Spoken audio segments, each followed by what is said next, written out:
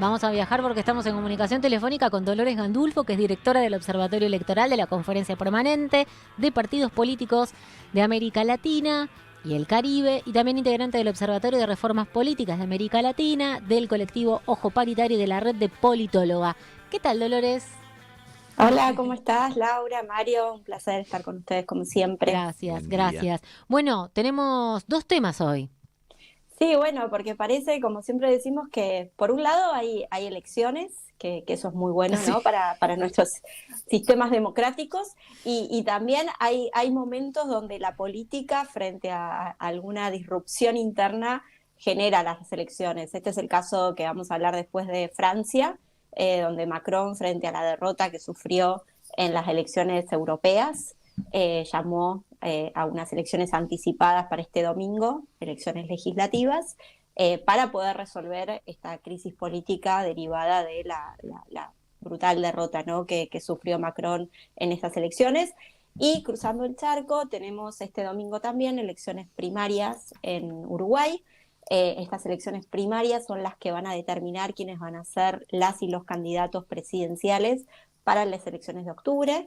Y por lo tanto tienen muchísima importancia, sobre todo, te diría yo, más allá de que obviamente son elecciones que en Uruguay movilizan a mucho aparato electoral, o sea, siempre las elecciones primarias en países donde no son obligatorias para la ciudadanía, como es el caso de Uruguay, a diferencia de en Argentina, como todos sabemos, son las primarias abiertas, simultáneas y obligatorias, o sea, todos los ciudadanos y ciudadanas tienen que participar. En el caso de Uruguay son obligatorias para los partidos políticos, o sea, para poder participar de las elecciones en octubre, los partidos políticos tienen que dirimir sus internas en este proceso electoral del día domingo. Sin embargo, no es obligatorio para los y las ciudadanas, por lo tanto suele ser unas elecciones donde lo que pesa principalmente es la capacidad de movilización propia de cada uno de los partidos. Son elecciones donde por ahí, en el marco de lo que es la participación electoral de las elecciones de Uruguay, que suele ser una participación muy alta,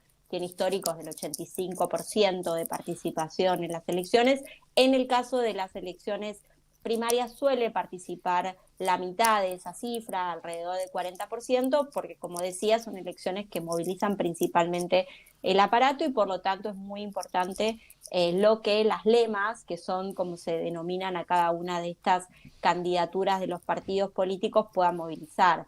Este día domingo yo diría que la elección más atractiva o más competitiva es la elección dentro del Frente Amplio, por dos razones. La primera, porque hay una posibilidad muy concreta de que el Frente Amplio recupere el poder en octubre por el debilitamiento que ha sufrido el gobierno de Lacalle Pou los últimos tiempos. Por lo tanto, hay una competencia importante en esa primaria, y además porque son dos candidatos los que van a esta primaria por el Frente Amplio, además de otros candidatos, son varios, pero los dos que están, digamos, posicionándose en las encuestas son Yamandu Orsi, que es el actual intendente de Canelones, del MPP, el movimiento de Pepe Mujica, que además va acompañando en la boleta para la organización interna del partido, y Carolina Cose, que es la intendenta de Montevideo, respaldada principalmente por el Partido Comunista, el Partido Socialista, y por lo tanto es, yo diría, la elección más competitiva. Por el lado del oficialismo hay también varios candidatos, principalmente Álvaro Delgado, que es el ex secretario general de la presidencia, y Laura Raffo, quien fuera también candidata frente a Carolina Cose en su momento y perdió para la intendencia de Montevideo, pero en ese caso las tendencias dan que Álvaro Delgado está muy por encima de Laura Raffo. Por lo tanto, lo que puede pasar el día domingo quizás es una ratificación de esa candidatura más que una competencia concreta en lo que tiene que ver con la interna partidaria.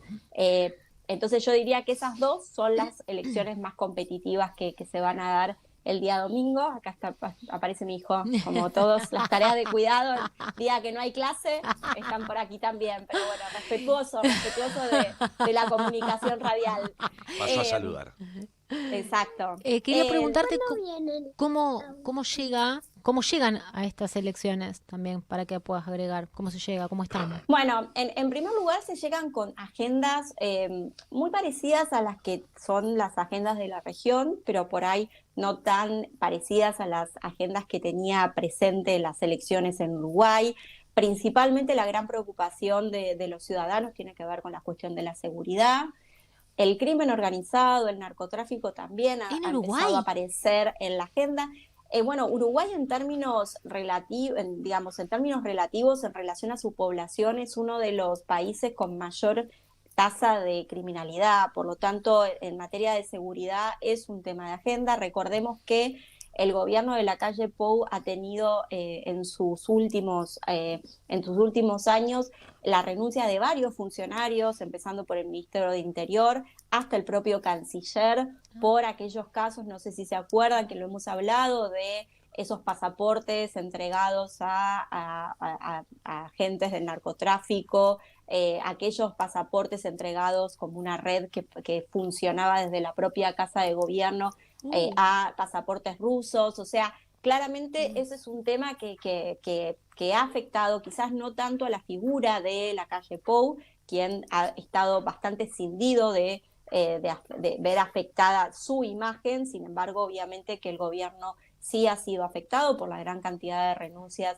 de sus candidatos, incluso una de las candidatas que va por el Partido Colorado, que es el tercer partido histórico de Uruguay, que hoy está también en la alianza de gobierno, también tuvo que renunciar en la Cancillería por este caso que les comentaba. No sé si se acuerdan aquel fiscal paraguayo asesinado en Colombia. Sí. Bueno, ese es un caso donde efectivamente se había pedido la presión por Interpol y es el propio gobierno de Uruguay el que le da el pasaporte para que pueda trasladarse y eso hace que no pueda ser extraditado. Por lo tanto, claramente el tema de la seguridad es un tema que aparece y yo diría también que otro tema que obviamente afecta más a lo social y puedo también dar fe porque he estado yendo a Montevideo en los últimos meses, la cuestión de la pobreza, la cuestión de la cantidad de gente en situación de calle en Montevideo, un dato que preocupa mucho es la pobreza infantil, que tiene una tasa del 30%.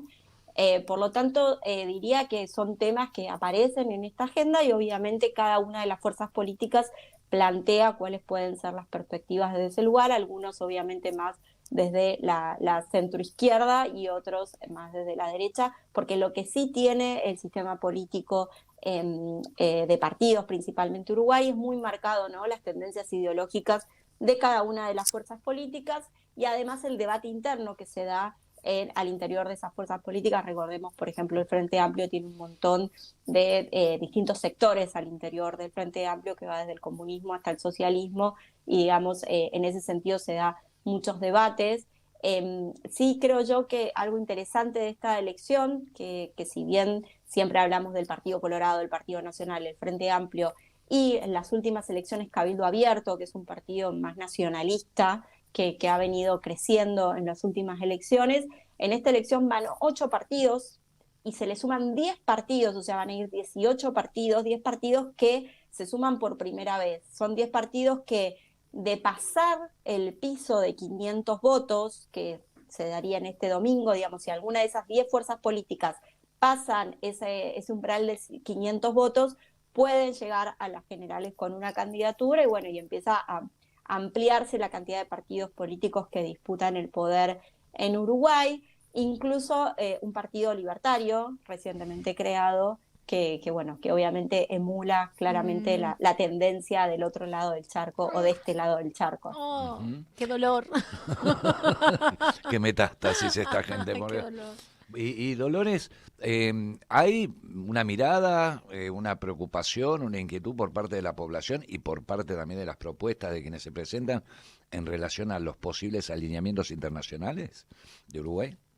Bueno, a ver, principalmente, uno puede visualizar que los posicionamientos que ha tenido el actual gobierno, ¿no? El Partido Nacional, han tenido poco que ver con la región y más que ver con las grandes potencias y con algunos actores extracontinentales de recordarán mucho las intervenciones de la calle Pou en el Mercosur, hablando de la necesidad de generar tratados de libre comercio de manera individual por fuera del Mercosur, sí, y expresando en muchas ocasiones las ataduras que representa el Mercosur para el Uruguay. Sin embargo, cuando uno va a los datos económicos y ve los socios, ¿no?, económicos que tiene Uruguay, el primero es Brasil, el segundo es Argentina, por lo tanto a veces esos discursos están bastante escindidos de la economía concreta, real que hoy tiene Uruguay, independientemente de lo potencial que pueda plantearse desde el gobierno. Lo cierto es que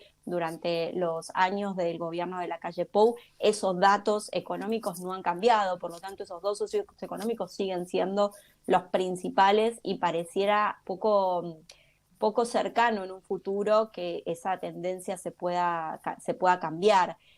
Creo yo también que volviendo a estas preocupaciones, ¿no?, principalmente las cuestiones vinculadas a lo social, a la vivienda, esto que les decía, la situación de gente en situación de calle, que además, a diferencia de lo que se da, por ejemplo, acá en la Argentina, por ser un país federal, nosotros vemos, por ejemplo, que cuando uno ve la situación de gente en situación de calle aquí en la ciudad de Buenos Aires, compete al gobierno de la ciudad de Buenos Aires resolver la cuestión habitacional, ¿no? En el caso de Uruguay, a ser un país unitario, poco puede el gobierno de Montevideo generar políticas concretas respecto a la vivienda. Por lo tanto, es una responsabilidad directa del gobierno nacional. Entonces, es algo que le impacta en su electorado. Por eso también, si uno analiza los últimos discursos, sobre todo las últimas entrevistas que ha dado la calle Pou en muchos ámbitos, incluso acá en Argentina, en un encuentro de la Fundación Libertad, hablando de la necesidad de la presencia del Estado, ¿no?, distinto a otros discursos de la derecha respecto a eso, tiene que ver principalmente con que hoy en Uruguay hay una demanda fuerte con respecto a lo social, a la educación. Este gobierno de la calle Pou promovió una política una reforma educativa que también tiene a los docentes en protesta respecto a lo que implican esas reformas. Por lo tanto, yo diría que no vemos que pueda haber mucho cambio respecto a lo que ya desde el discurso y desde la política viene generando la calle Pou. Sí, obviamente, si hubiese un giro, ¿no?, un cambio de gobierno y una vuelta del Frente Amplio, se espera que las políticas vinculadas sobre todo a la cuestión de la integración y a la necesidad de articular desde la región tengan mucho más peso que en lo que ha sido este gobierno de la calle Pou. Uh-huh. Y aquí en nuestro país mucho se atribuye, o una de las variables que se atribuyen a estos resultados finales y a este tipo de gobierno que tenemos, se lo aborda desde el lugar de la no representatividad por ahí de la dirigencia política o cierto distanciamiento con las necesidades del pueblo. ¿Cuál es la percepción de si hay algún registro, digo, ¿no?, del pueblo uruguayo en relación a su propia dirigencia? Bueno, a ver, no está lejano a la tendencia regional respecto a la apatía y obviamente la cuestión de la corrupción también está en la agenda ciudadana. Sin embargo, todavía Uruguay mantiene, digamos, los índices más importantes o más altos en materia de credibilidad en las instituciones, aún a pesar de estas últimas acciones del gobierno de la calle Pou, que decía que ha sido muy cuestionada la institucionalidad. Sin embargo, sigue siendo uno de los países que mayor crédito a la institucionalidad le da. Creo que también ha habido una recomposición, ¿no?, del sistema político en Uruguay. Recordemos que cuando pierde el Frente Amplio, una de las autocríticas, porque el Frente Amplio tiene esa característica diferente a otros partidos que tiene esos procesos internos de diálogo, de intercambio, de debate, de generación de agenda programática y de autocrítica, y uno tenía que ver con esa distancia que se había generado en el último gobierno del Frente Amplio con respecto a la ciudadanía y con respecto a las bases.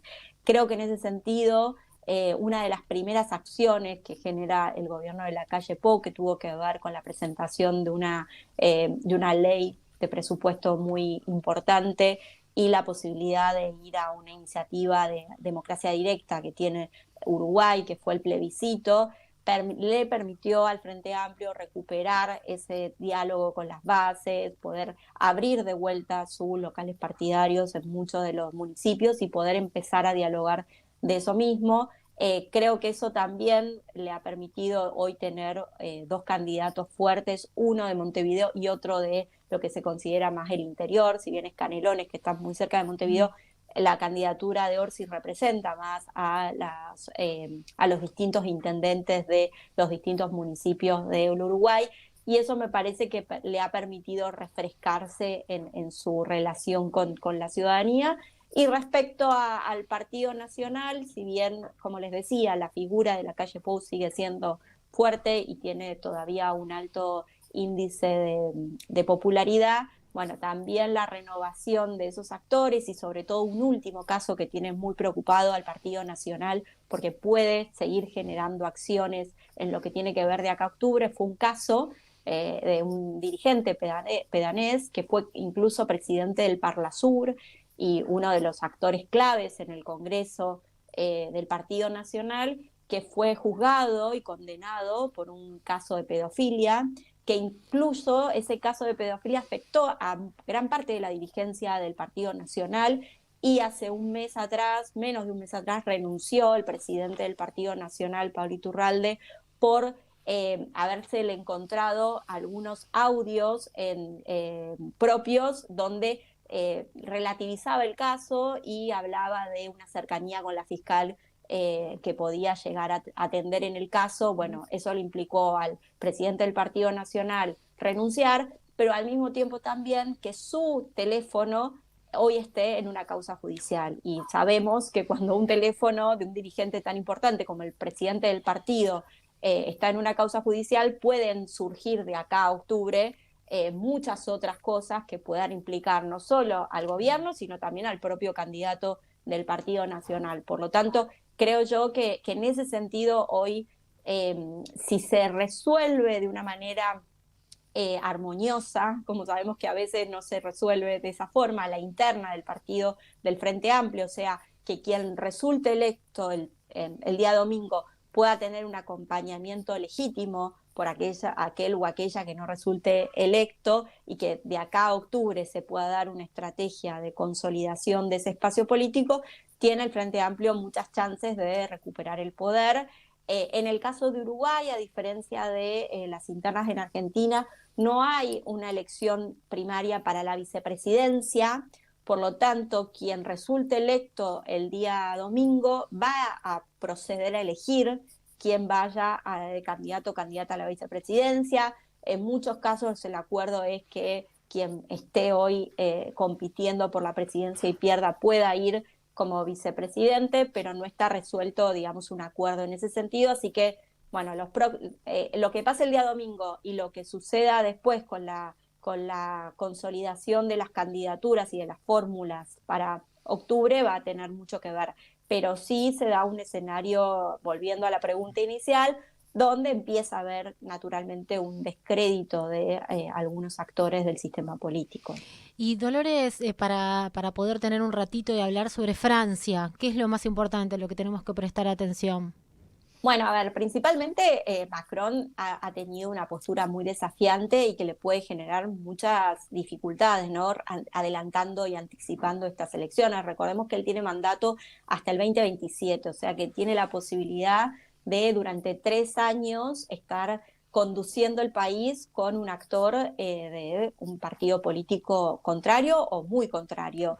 En ese sentido, muchos recuerdan lo que ha sido en su momento distintas estrategias que se han dado de Gaulle, Chirac, pero bueno, hay que ver si están a la altura los actuales dirigentes de lo que en su momento sucedió, de poder armonizar y poder llevar adelante una elección donde efectivamente haya una coordinación de políticas. Sin embargo, lo que hoy pareciera suceder, sobre todo por el triunfo que Le Pen tuvo en las elecciones europeas, es que hay un crecimiento natural de la ultraderecha en Francia. Incluso en esta elección particularmente no va Le Pen como candidata, no va Marine Le Pen como candidata, sino que lleva a Jordan Bardella, que es la figura joven, ¿no? Un candidato joven de ese sector, que incluso sigue teniendo sigue manteniendo esta idea familiar, porque recordemos, bueno, el padre de Le Pen, ahora ella. Bardella es la pareja de la sobrina de Marine Le Pen, sin embargo no lleva el peso del apellido que es un apellido que obviamente genera a veces mucha desconfianza. Recordemos que el padre de Marine Le Pen fue un dirigente muy cercano al nazismo, con un perfil muy antisemita, por lo tanto, todo eso es lo que hoy Marine Le Pen trata de renovar en el partido, de mostrar que obviamente la cuestión de la inmigración es un tema central, pero poder ampliar su base electoral, una base electoral que es bastante parecida a lo que se está dando en las extremas derechas en el mundo, que lo vimos en su momento con Trump, pero que también lo vimos acá en Argentina, poder abordar otros aspectos, ¿no? Las clases populares, aquellas personas de la informalidad, aquellos trabajadores informales, aquellos, como le decimos en las relaciones internacionales, los perdedores de la globalización, ¿no? Esto que se decía tanto en las elecciones de Trump en Estados Unidos, aquellos sectores que habían quedado fuera, ¿no?, del efecto de la globalización, es lo que Marine Le Pen ha podido consolidar, y la fuerza de Marine Le Pen en Francia, y con una figura más joven, busca, ¿no?, poder renovarse en este sentido.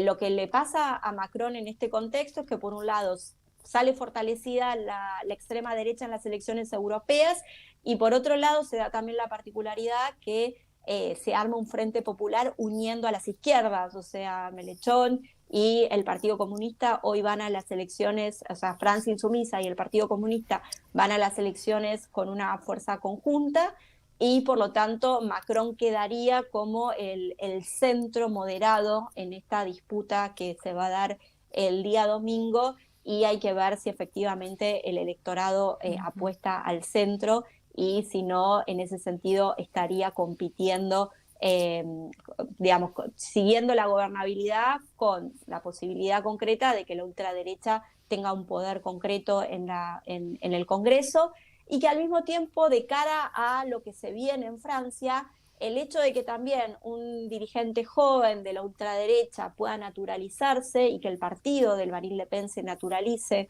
como algo aceptado por el sistema político, también obviamente puede generar aspectos de crecimiento hacia el 2027, que es cuando efectivamente vuelve a haber elecciones presidenciales. Así que es un escenario así como habíamos en algún momento visto la estrategia que se había dado en España, Sánchez, ¿no?, de llamar anticipadamente elecciones y que le resultó positivo. Bueno, en este caso vamos a ver si la audacia de Macron en este contexto sale beneficiado, o si, como la mayoría de las encuestas anticipan, puede tener una derrota. También en la expectativa de que en las elecciones nacionales suele haber mayor participación. En las elecciones europeas participó alrededor del 40 y pico % del electorado. Bueno, siempre se espera que en las elecciones nacionales haya una mayor participación, y hay que ver cómo actúan estos sectores en estas elecciones. Bueno, Dolores, completísimo el panorama. Veremos ahí qué es lo que va pasando. Tenemos ahí varias fechas. Un año. ¿Qué año? La verdad. Puro movimiento. Bueno, Dolores, te mandamos un abrazo y veremos con quién nos encontramos la próxima charla. Excelente. Un abrazo Gracias, grande. Dolores, abrazo.